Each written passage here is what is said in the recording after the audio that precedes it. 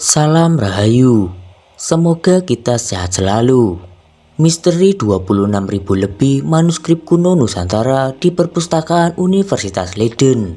Nenek moyang kita sebelum ditemukannya mesin ketik, komputer, dan internet seperti sekarang senang mendokumentasikan peristiwa, ilmu, dan falsafah hidup mereka dalam bentuk naskah yang kita sebut sebagai manuskrip. Manuskrip-manuskrip ini biasanya ditulis dalam aksara kuno sesuai asal wilayah masing-masing.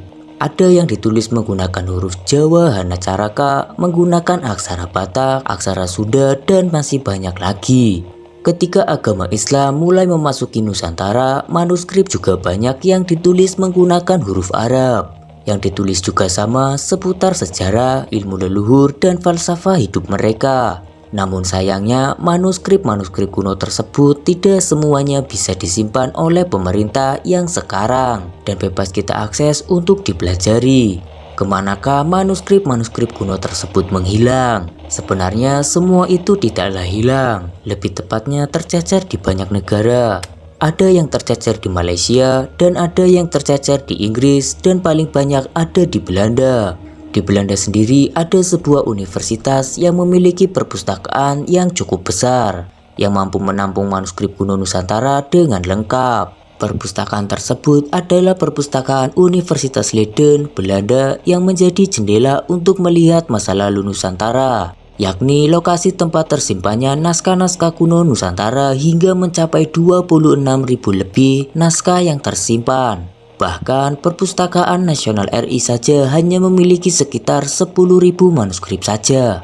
Sangat menggelitik ketika tahu naskah-naskah kuno negara kita justru dimiliki oleh negara asing. Padahal dalam naskah tersebut berisi banyak ilmu dan informasi meliputi sejarah, ilmu spiritual, ilmu politik dan sosial, ilmu keagamaan, budaya, mantra-mantra kuno, ilmu tata kota sejak zaman kerajaan Hindu-Buddha, sastra kuno Nusantara, ratusan surat-surat Kartini, bahkan lukisan-lukisan Kartini pun disimpan di Leiden. Bahkan menurut Profesor Karel Stolker, rektor dari Universitas Leiden, saking banyaknya manuskrip kuno Nusantara yang disimpan di sana, jika dijejer panjangnya mencapai 12 km.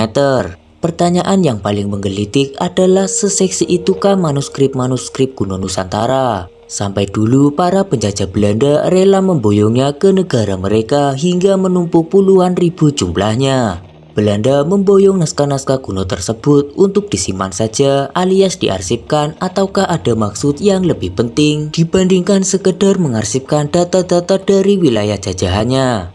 Mungkinkah ada ilmu penting yang tertera di dalam 26.000 lebih manuskrip kuno tersebut?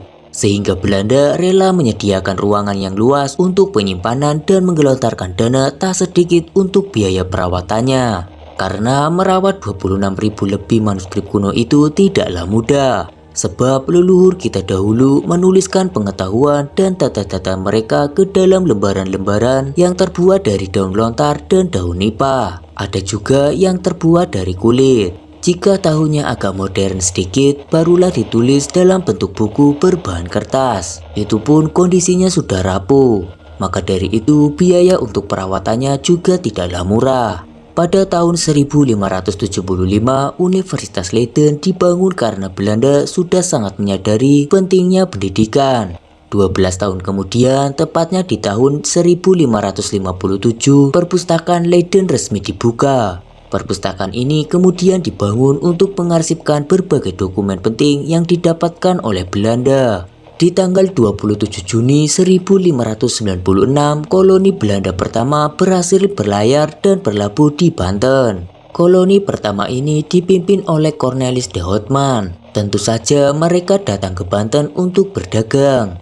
Hasil bumi tanah Sunda mereka angkut. Kemudian mereka bawa pulang ke Belanda untuk dijual dengan margin keuntungan yang menggiurkan.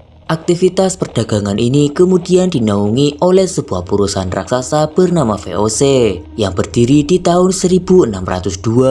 VOC datang ke Nusantara dengan membawa banyak armada laut. Ketika kembali ke negaranya, kapal-kapal mereka tak hanya membawa hasil bumi untuk dijual kembali, tetapi mereka juga membawa dua hal penting yang didapat dari Nusantara. yakni peta-peta yang dibuat selama pelayaran dan manuskrip-manuskrip kuno Nusantara. Tak hanya memborong naskah-naskah kuno Nusantara, Belanda juga kemudian membuat kamus bahasa pribumi di Nusantara yang diterjemahkan ke dalam bahasa Belanda. Ada kamus bahasa Jawa Belanda, kamus bahasa Bugis Belanda, kamus bahasa Sunda Belanda, dan masih banyak lagi.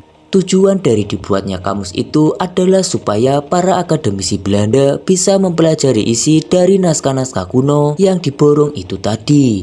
Tak jarang pembuat kamusnya juga seorang misionaris atau penyebar agama Kristen di Hindia Belanda seperti contohnya Benjamin Matthys dan J.H. Newman. Di Universitas Leiden, manuskrip-manuskrip kuno ini kemudian diajarkan kepada orang-orang Belanda sebelum mereka dikirim untuk bekerja di Hindia Belanda. Melalui manuskrip kuno ini, mereka belajar tentang bahasa, sejarah, adat istiadat, dan budaya pribumi Nusantara. Bahkan di Universitas Leiden dulu ada jurusan yang bernama jurusan Indologi, yang khusus mempelajari banyak hal tentang Indonesia.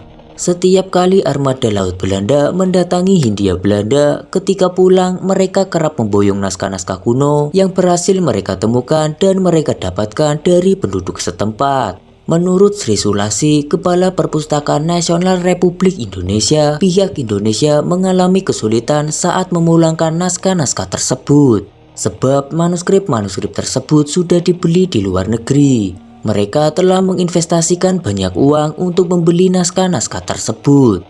Ini tentu saja menimbulkan pertanyaan kritis. Mengapa naskah-naskah tersebut sampai dibeli dan dipertahankan? Manuskrip pertama Nusantara sampai di Perpustakaan Leiden pada tahun 1597.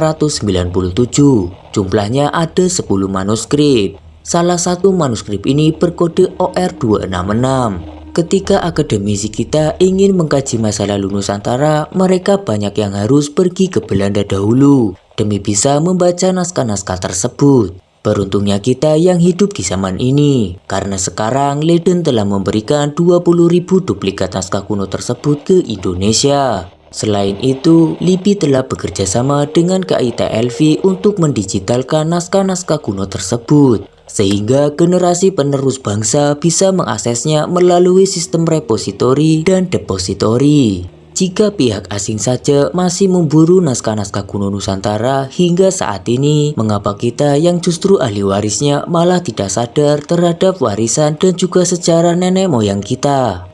Itulah misteri 26.000 lebih manuskrip kuno Nusantara yang berada di Perpustakaan Universitas Leiden. Bagaimana menurut Kamrat Demi Masa? Jika Kamrat Demi Masa memiliki pendapatnya tersendiri, tulis saja di kolom komentar. Sampai jumpa di kisah-kisah selanjutnya.